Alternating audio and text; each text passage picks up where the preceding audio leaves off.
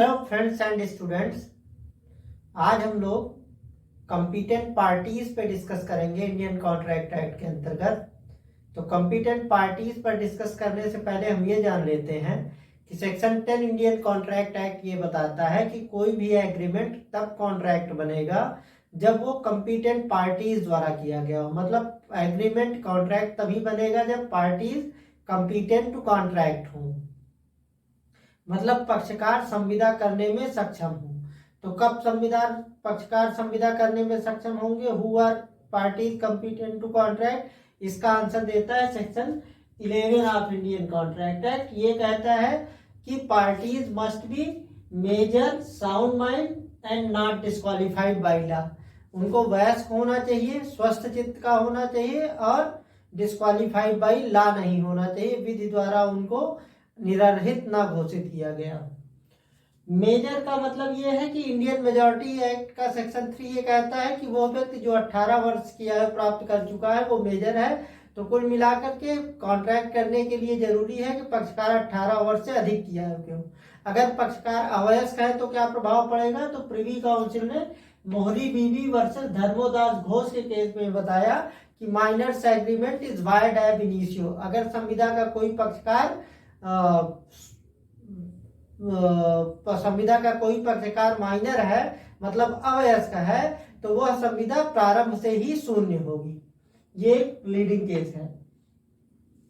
दूसरा एलिमेंट है sound mind का होना चाहिए। तो साउंड माइंड क्या है? For the purpose of contracting, ये सेक्शन 12 बताता है। सेक्शन 12 बताता है कि for the purpose of contracting, मतलब संविदा करने के लिए साउंड माइंड वह है का व्यक्ति वो है जो capable of understanding the contract है, जो उस कॉन्ट्रैक्ट को समझने में सक्षम है, और एंड फॉर्मिंग रेशनल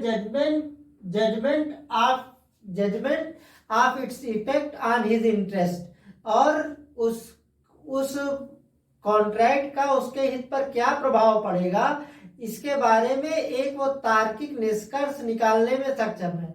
कुल मिलाकर के संविदा करने के लिए साउंड माइंड वो व्यक्ति वो है जो संविदा को समझने में सक्षम है और संविदा का उसके हित पर क्या प्रभाव पड़ेगा इसको जानने में सक्षम है।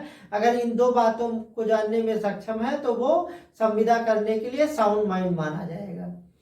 अब एक स्थिति ये होती है कि कोई व्यक्ति कभी कभी साउंड माइंड का रहता है और कभी कभी अनसाउंड माइंड का हो जाता है। तो ऐसा व्यक्ति जो कभी कभी साउंड माइंड का रहता है और कभी कभी अनसाउंड माइंड का हो जाता है, तो वो जब साउंड माइंड का रहता है तब वो संविदा कर सकता है, लेकिन जब वो अनसाउंड माइंड का हो जाता है तब वो संविदा नहीं कर सकता है।